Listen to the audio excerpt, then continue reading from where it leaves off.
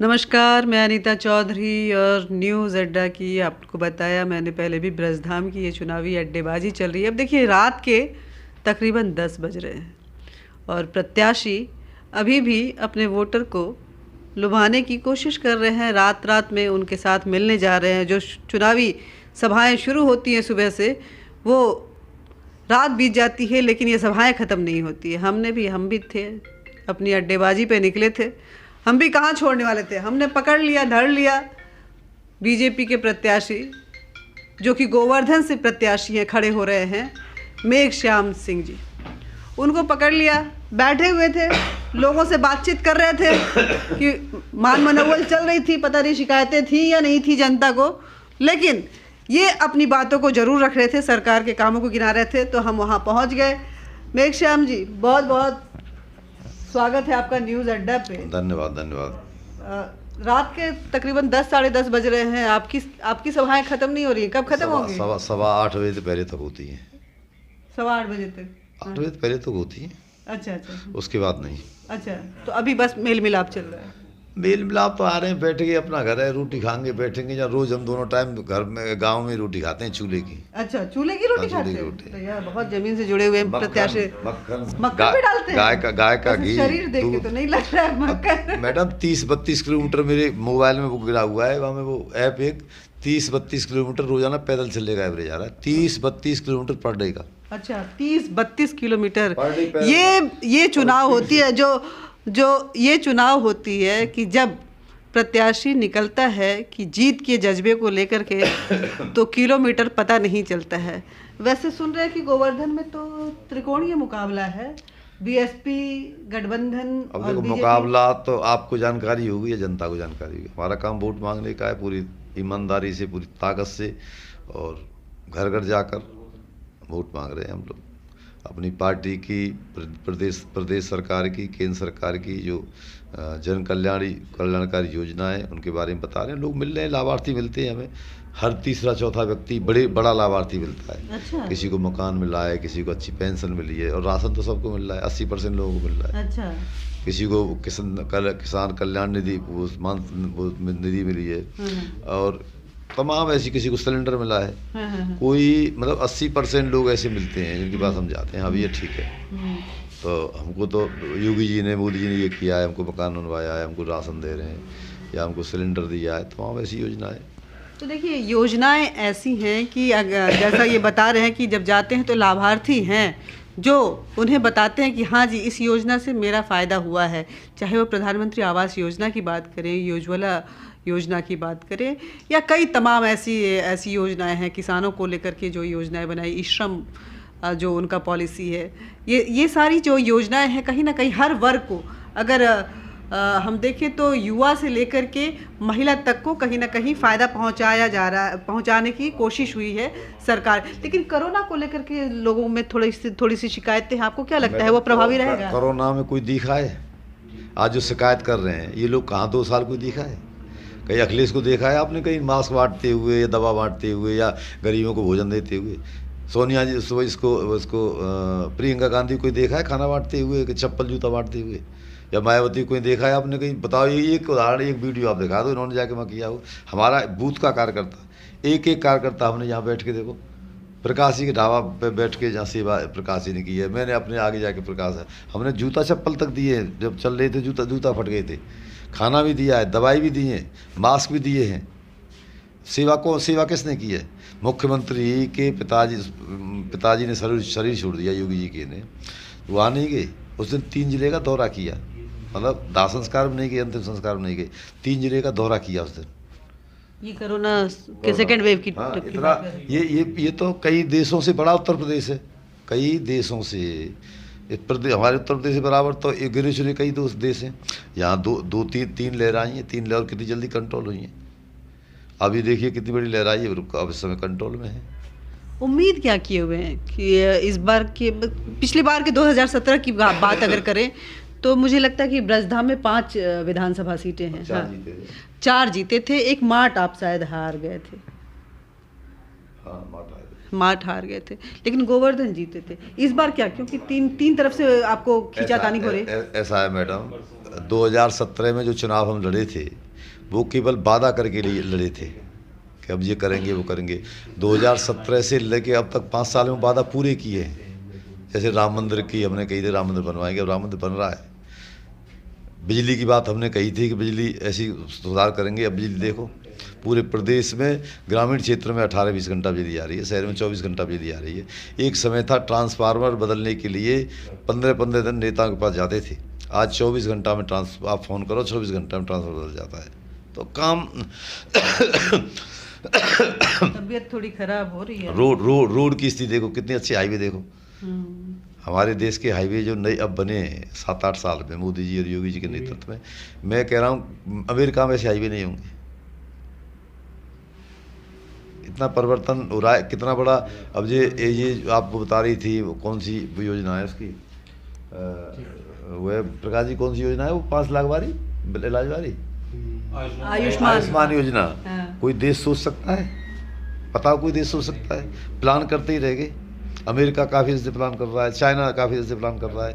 आज गरीब आदमी जब डॉक्टर पे 500 रुपये फीस दे के दिखा तो लेता है, और जो टेस्ट के लिए डॉक्टर लिखता है ना 2000, 3000, 5000 के, तो वो घर चला जाता है बिना टेस्ट कराए। वो कहता है बाबू जी 2 दिन दवाई दे दो, ठीक है जाऊँगा, ठीक है नहीं तो नहीं।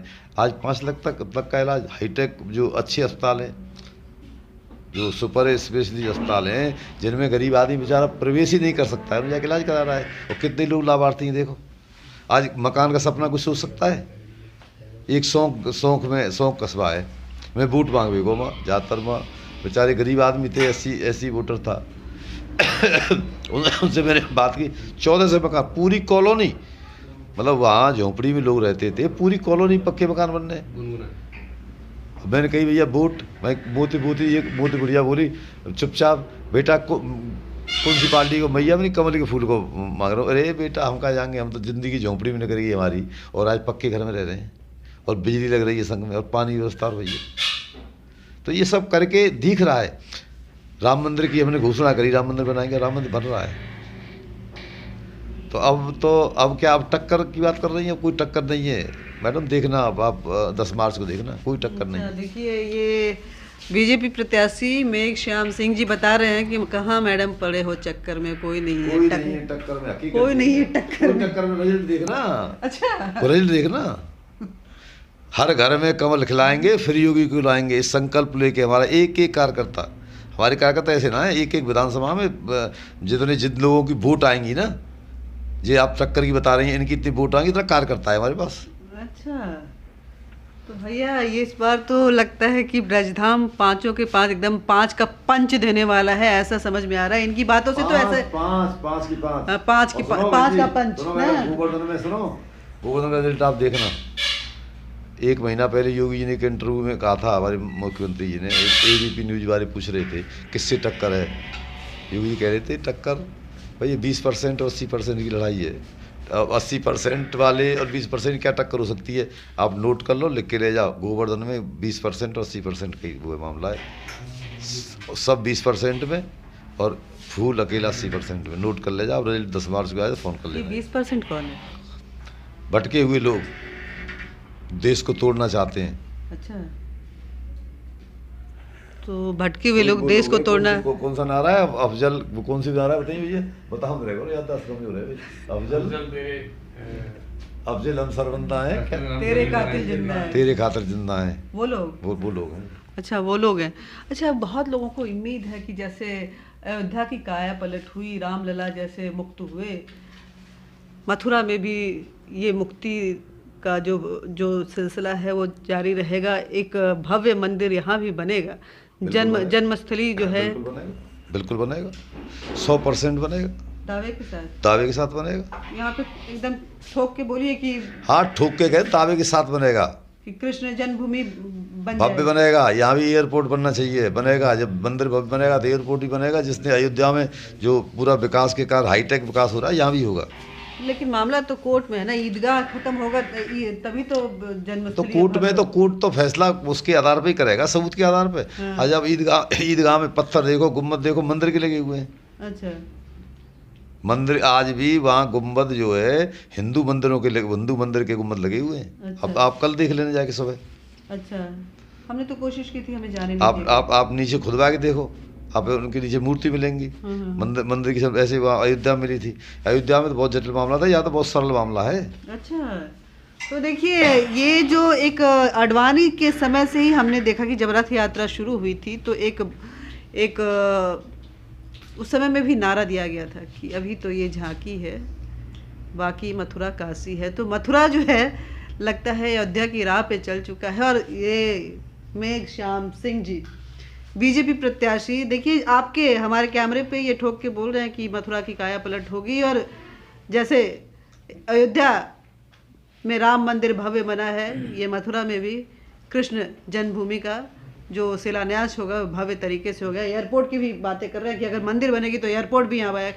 देखिए डेवलपमेंट को लेकर के बीजेपी हमेशा से ही पॉजिटिव रही है, हमेशा से ही उनकी कोशिश रही है कि डेवलपमेंट कार्य ऐसा हो जिसमें राजनीति भले उसमें होती रहे, लेकिन आर्थिक के साथ साथ सांस्कृतिक विकास भी इस देश की होती रहे। शायद कहीं ना कहीं यही बातें मेघश्याम जी भी बोल रहे हैं, कुछ बोलना चाहते थे। देखो मैडम, संस्कार और संस्कृति तो मेन चीज़ है। हमारे संस्कार की नहीं बचेंगे तो ये पैसा, धन, दौलत, कोठी, हवाई जहाज क्या काम आएंगे? संस्कार से हम खत्म हो जाएंगे। हमारा देश संस्कारवान देश है। दुनिया में हमारा ही देश तो है, संस्कार की बात होती है, पाप पुण्य की बात होती है, बुराई भलाई की बात होती है। हमारा देश ही तो है। संस्कार तो मेन चीज़ है। संस्कार रहेंगे वही देश बचेगा। इसीलिए भारत को सोने की चिड़िया कहा जाता था। संस्कार थे। अब संस्कार थोड़े से परिवर्तन हुए। अब संस्कार हम लोग अब उसी लाइन पे आ रहे हैं। और जो हम सब सपना देख रहे थे विश्व गुरु का, सिर मोर बने पूरा भारत हमारे विश्व का गुरु बने, आज वो सपना पूरा हो रहा है। और फिर से एक बार बनाइए। पूरे दुनिया में भारत के बगैर कोई पंचायत हो रही है क्या? कोई मोदी के बगैर कोई पंचायत आज हो रही है क्या? आप बताइए। कॉन्फिडेंस बहुत हाई है। ये 5 का पंच जो लगने वाला है उसमें कॉन्फिडेंस बहुत हाई है। अरे आप तो आपसे पूछ रहा हूं, बताइए ना मोदी जी। नहीं, हम तो हमारे क्या विसात जो हम जवाब दे, हम तो सवाल करते हैं। 8 साल पहले हमारे देश का प्रधानमंत्री किसी देश में जाता था, क्या आपको जानकारी होती थी? क्या ये बैठे इनको जानकारी होती थी कब गए कब आए? एक महीना पहले मैडम तैयारी होती है उस देश में प्रधानमंत्री जाता है। बाकी दीवालों की अलग रंगाई होती है। और सड़क, यहाँ की सड़क में कोई दोंत बुरा हो, गड्ढा ना हो। मेघश्याम जी के पास तो बातें इतनी हैं कि हम करें तो शायद ये रात बीत जाए लेकिन बात खत्म ना हो। लेकिन समय की बाध्यता है। और जो बात ये कर रहे हैं कि कोई बात है आप पे होगी, आप जितना चाहे पूछो। मैं अपनी बात कर रही हूँ। तो ये, लेकिन एक बात तय है कि ये संस्कृति की बात को लेकर के, अपने संस्कारों की बात को लेकर के, अपने जो हमारे जो पहचान है, हमारी जो हमारी आइडेंटिटी है, उसको कहीं ना कहीं एक बार फिर से बीजेपी उसके ऊपर जनता के बीच में जाने की कोशिश कर रही है। और कोशिश यही है कि जो 80 वर्सेस 20 की जो लड़ाई है उसमें 80% टोटली कमल को पसंद करे, कमल अपने घर में खिलाए। और कहीं ना कहीं गोवर्धन से कम बीजेपी प्रत्याशी बहुत ही कॉन्फिडेंट नज़र आ रहे हैं। बहुत बहुत शुक्रिया आपका, धन्यवाद।